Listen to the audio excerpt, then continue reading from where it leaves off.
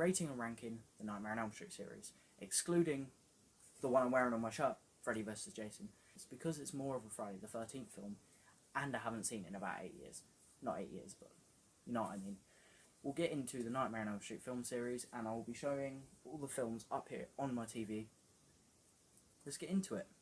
Moving to number 8, we have, obvious reasons, the remake. Now, it's pretty self-explanatory. It's a remake. But not all remakes are bad. I personally like the Evil Dead remake, and I think the Friday the 13th remake was one of the better Friday the 13th films out of the last 4 or 5. Because they just went into, like, what the fuck is this film territory. But this film, it's uninspired, it's boring. The film was so boring. I only watched it 20 minutes ago and I was falling asleep through it. And when I first ever watched it, I actually slept through 45 minutes of it because of how boring it was. I had to chug a coffee just before I started filming to actually have the energy to make this video, because I need to get this out in time for October, because it's spooky month, and that's why I watched all of these. And this film, let's just say, the Freddy Krueger story is not very good either. I understand why they made him a you-know-what, because it was hinted at in the old movies, because child would be hinted at in the films. Now, I don't know. I like Jackie O'Haley. I think he's an amazing actor. Him as Rorschach. Watchmen is one of my favourite comic book movies of all time. Him as Rorschach, perfect casting. Him as Freddy Krueger, I think that would have been an amazing, scary casting if they didn't make this shit of a film out of it. There was only 2 elements I liked. I like the kind of dreamscape. I liked that the scene in the classroom where they all turn to ash. I liked that. And I like the more realistic design of Freddy Krueger. I think the more menacing would work for an actually scary film. But this film's not scary. It's shit. And nothing happens, and it's not good. It's so bad. And I would personally give this film a 5 out of 10. Uninspired, underdeveloped mess of a remake that is not what you should do when remaking a movie. Now, moving on to number 7. Number 7 is here. Nightmare on Elm Street 5, The Dream Child. Now, this one is pretty self-explanatory. It's the 3rd lowest rated film of the whole film series, other than the remake and Freddy's Dead. And it wasn't tough between this and Freddy's Dead. This is just straight up garbage. There's nothing really happens in it except the kills. Now, they're not violent, but they're funny as fuck. Like this one playing out, the Super Freddy. It's my favourite scene in the whole film, and it's not a good scene. By no means is this film a good film. It can be fun to watch if you're watching through the series, but if you're just watching, say you want to watch 2 Nightmare on Elm Street films, 2 good Nightmare on Elm Street films, we'll get to them. But nobody's going to choose 5, ever. Look, he's fucking skateboarding. Nobody's going to choose this film over any of them. Now, the reason why I like it more than the remake is because this is fun. It's not a terrible film. Now, obviously, this is where he gets the nickname, the boss's son of 100 maniacs, which is a very cool phrase, and I personally like that phrase from these films. But I don't know, but the main storyline of the actual dream child being Alice's child that is inside of her, and Freddy feeding the child the souls, I don't understand it. I don't think it's good. I don't think it's interesting, and I don't know what the fuck the writers thought they were doing with this. But it wasn't good. But it's fun enough, and I'll give this a 6 out of 10. Now the next one will shock you with the actual rating I give at the end, but we'll move on. Number 6, Nightmare on Elm Street 2, Freddy's Revenge. Now, you'll be shocked to find that I don't hate this film. A lot of people absolutely despise this movie because it's not Nightmare on Elm Street. And I understand that. It's more of a haunted house film. But I like haunted house movies, and Freddy Krueger is my all-time favourite horror character. So that's why he's my first video on the YouTube channel. The thing that really gets me is I know this is a homosexual film, and made in the mid-80s. It had a lot of backlash at the time because of how homosexual it was. But it's entertaining. It's like the scene of him dancing in the bedroom and he closes the drawer with his arse. I just find that really funny. Personally, I think that is one of the funniest scenes out of any of these films. And this scene, I say, the pool scene, I enjoyed this scene for how absolutely stupid it was. The characters are stupid, like, it completely deterred away from anything to do with any of the Nightmare on Elm Street characters from the first film, other than Freddy Krueger. His design, I haven't really spoken about the designs. His design in this film looks really cheap. I don't like it. I don't know what it is about it, but I think the design in this film is the worst design he's had. And yeah, it's just not good. And the runtime, very, very short film. It's like an hour 20, 80 minutes. I think it's an 80-minute film. Easy done and dusted. You can watch a couple of these in one night. And I like how short these films are. But number 6 on my list is obviously Nightmare on Elm Street 2, Freddy's Revenge. It's not really a Nightmare on Elm Street film, but it's enjoyable, and I will give it a 7 out of 10. Now, when I first watched this the other night, I initially gave it a 7.2, but thinking about it, I'm knocking it down to a 7. So 7 out of 10, so it's kind of going up in ones, but now we skip a little bit. We don't go up in a full 1. For number 5, for what I rank the 5th best / worst film in the Nightmare on Elm Street series. We'll get to that in a second. Number 5 in the film series. This comes as a bit of shocker because this is considered probably one of the worst, if not the worst, Nightmare on Elm Street film, other than the remake. It is Nightmare on Elm Street 6, or actually known as Freddy's Dead, The Final Nightmare. This is where I get into risky territory talking about this film. Yes, this film is awful. It is not written well. The acting's horrible. But I unironically love it. It's fun, it's goofy, it's silly. It's not as violent as the others, so I could sit and watch this with like a younger family member. Not young, but like I'd show this to a 14-year-old. Like, say when my little brother's a little bit older, he's about 14. Watch this with him because it's fun, it's silly, goofy, and it's just a good time. Like this scene, what? Why is this in the film? And I know the fucking brightness and the quality on this screen is terrible. I know. These are DVDs, not Blu-rays. I don't buy Blu-rays often. I have about 3 Blu-rays in my collection. But I unironically think this film is one of the better ones. Not because it's good, but because it's so fun. And I might get distracted, sit here and watch the whole thing, because I would rewatch this. Now, when I first watched it, I gave the rating 8. The other day, I bumped it down. I will give this film a 7.8 out of 10.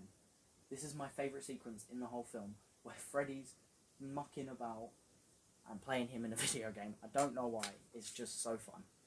But that's number 5.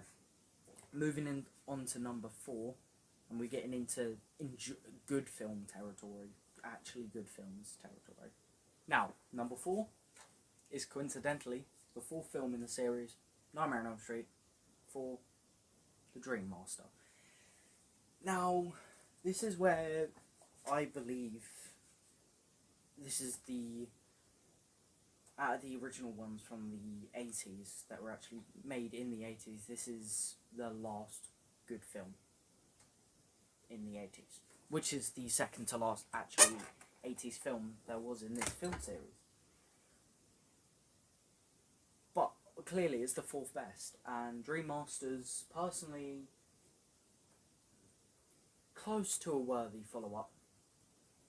Close to a worthy follow-up of Nightmare on Elm Street 3. Now, we'll get into that in a minute.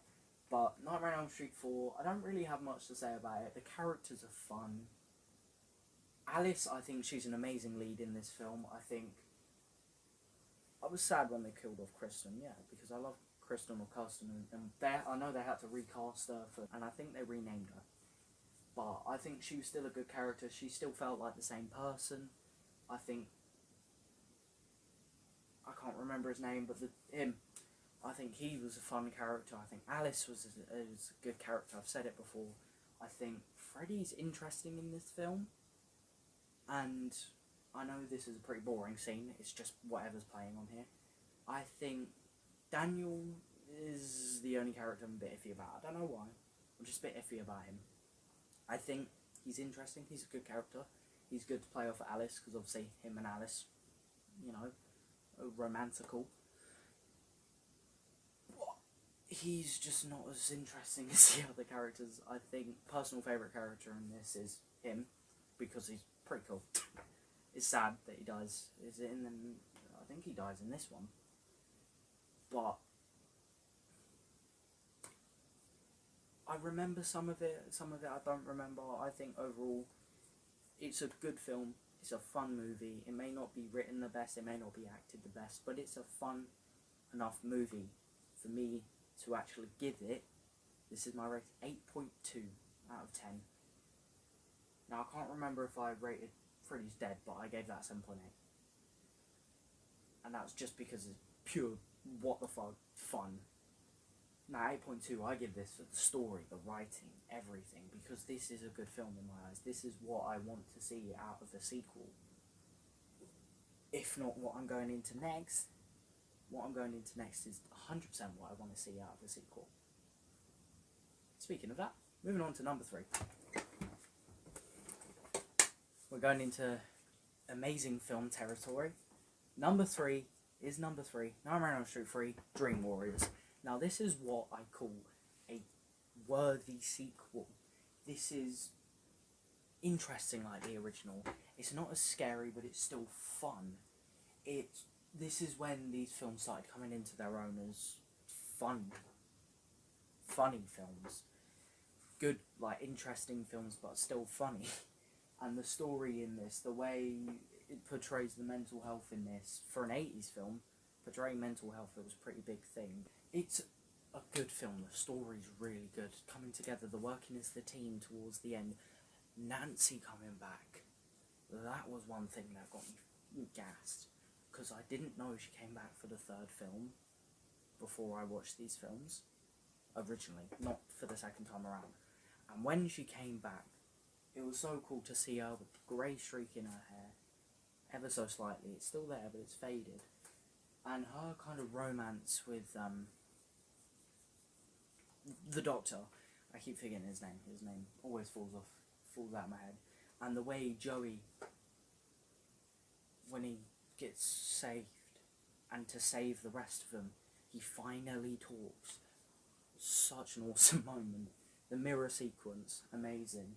This sequence, creepy as all hell. The whole storyline with his mother, with Freddy Krueger's mother, Amanda, that's interesting. That came out of left field. I didn't know they were going to do anything about his mother when I first ever watched these. And Lawrence Fishburne. This is his first film credit, I think. Yeah, I love him. He was one of my favourite characters. And I think the one that turns into the badass punk girl in the dreams when she's trying to fight Freddy. The scene where she gets injected with a bunch of shit. Oh, that literally gave me goosebumps because I hate needles. That was a weird face. Please do not screenshot that. And yeah, overall, I think this film's an amazing movie. I think it is obviously the third best Nightmare on Elm Street film out there. And I will give this one a personal rating of a 9.1 out of 10. Now, I know that's high. But number 2 in the series is, you probably will guess it. It's obvious because I've missed it, and yeah. Well, we'll get to it. Number 2. What better way to put the second film, what better film to put in the second best film in the whole series, Wes Craven's A New Nightmare. Now, this is the film I enjoyed the most out of any of them. But you can't beat the original. And we'll get to the original and why I love it so much. But Wes Craven's New Nightmare. One, meta... It's breaking the fourth wall, pretty much. Not breaking the fourth wall, per se. But it was really meta at the time. It was brand new. Nobody had done anything like that. And it obviously paved the way for Wes Craven to do Scream. And to comment on horror movies in Scream. Now, the way they had Robert playing himself and Freddy Krueger, the way Nancy played herself, and the way it all tied into a movie script that Wes was writing, I found it interesting. And seeing Wes Craven, Bob Shaye, seeing Heather Landon, I don't know how to say her name, but seeing Heather and seeing Robert all on screen in this film, basically a love letter to say, this is what we're ending the original bunch of films on. And then the fucking remake came out and ruined the ending of all the Nightmare on Elm Street films. Let's get into the movie. The writing, amazing. Writing itself in its own film. When I first watched it, it was confusing. This one I've watched maybe 3 or 4 times. This is the film I've watched the most out of any of them. I've watched this one more time, slightly more than the first. But, I don't know, Heather and Robert, they're so good at acting. I think the story's really interesting. I think it really gripped me to see them playing themselves, with her obviously having a kid, and them making a new Nightmare on Elm Street and not telling her, and all this and all that about it. I found it really interesting, really gripping. It pulled me into the story. It made me feel like I was watching a documentary almost, or like I was watching someone's life play out. And Dylan, what else do I have to say? They literally made a spin-off film called Dylan's Nightmares on YouTube, which I still haven't seen. I'm sorry, I will watch that at some point, and I will do a re-ranking in a few years' time if I'm still doing YouTube. And I will chuck in Dylan's New Nightmares, I'll chuck in Freddy vs. Jason, and hopefully something more can come out soon. And yeah, I think obviously this scene with Bob Shaye, I don't know, I didn't realise you'd see Bob Shaye in it, and obviously he produced all of these films. I'm not sure. One thing I wasn't sure about is the person making the threatening phone calls. That kind of threw me off a little bit, and I was like, "What? You sure? You sure that's happening? It's not." It didn't seem very real. Like, yeah, people get threatening phone calls if they're in horror films. They're going to get threatening phone calls, people pretending to be the villain if they're a famous person that was in a horror film. But they didn't seem very realistic. I don't know, the way the person said it over the phone, I don't know, it didn't feel real. Every dream sequence, the ending scene with Dylan and the big mouth of Freddy, love that they used that practically, because yes, it was still only 1994, but they could have done CGI, like they did with a few bits, like the claw coming out of the seat and killing her husband, and I liked the 5 claws, the 5-knife glove. I think that was a very interesting new addition. The design for Freddy is actually scary, and I'm not sure about the plot, him being a real like dream demon, Wes Craven dreaming him and dreaming this story and it all comes to fruition. I love that. I think this is one of my favourite movies, full stop. But it's not quite on par with the original, and I'll give this a 9.3 out of 10. Now we'll get to the number 1 spot, which is obviously the original. I don't know how long I'm going to be talking about this one for, but, you know, it's probably all been said and done before. But let's move on to number 1. On to number 1, it is obviously the original. From 1984, a film that shocks a generation, a film that scared and imprinted that image right there into people's brains around the world. This film is a masterpiece, to say the least. But, I will say this but now, and then get into the positives. But, the characters are a bit flat. There's not really much depth to them other than Nancy. Johnny Depp's character, Glenn, he's a bit shallow, obviously. The guy who gets accused of killing her, he's a bit, you know, it was obviously shocking when he got hung in the jail cell, but this scene, to say that, when I first watched this when I was about 14 years old, a bit too young to be watching this, but that imprinted itself in my brain. I had nightmares for a few days. I was a pussy child, to say the least. Now, I'm obsessed with horror.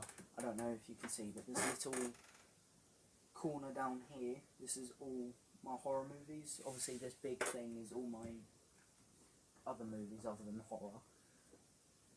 One day, this horror movie collection will be bigger than this.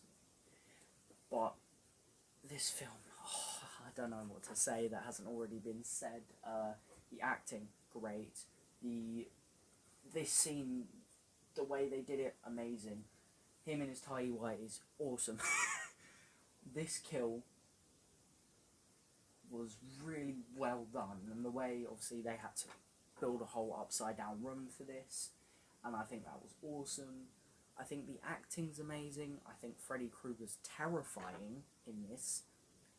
And a lot of 80s films I've watched, like The Exorcist, people say, oh, it's the scariest movie ever made. No, The Exorcist was nothing. That film, yeah, it kind of scared me a little bit, but I watched it a bit too late for me to be scared of it. I was 15, 16 when I watched it, and it wasn't scary for me. I'm 17 now, I'm closing in on 18, fucking hell. This was a film I watched a bit too young, and it shocked me because I wasn't the biggest horror fan at the time. This film, the hallway scene. You need to have your hall pass. Screw your hall pass. Amazing, and it's peak cinema. Him as a dad, he's an amazing dad in this film. Well, he's an alright dad in this film, but he's an amazing actor. My mum really pissed me off. Her mum pisses me off, and I don't know why she pisses me off so much. I think Heather plays Nancy absolutely perfectly. I think I've said this already, I'm going to say this again, he plays the dad perfectly. Every reaction to what is going on is realistic. Rod, him using his daughter as bait is fucked up. But desperate times, they could have had a murderer on the loose. It is understandable but messed up at the same time. And the ending with her figuring out, I can pull him into the real world, because she pulls his hat out and she's like, oh shit.